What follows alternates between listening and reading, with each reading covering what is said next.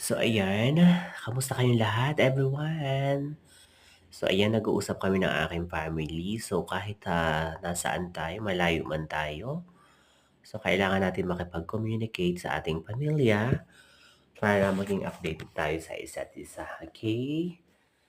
So ayan, ito ang, napakamabisang paraan para maging, progresibo ang ating pagiging communication sa isa't isa.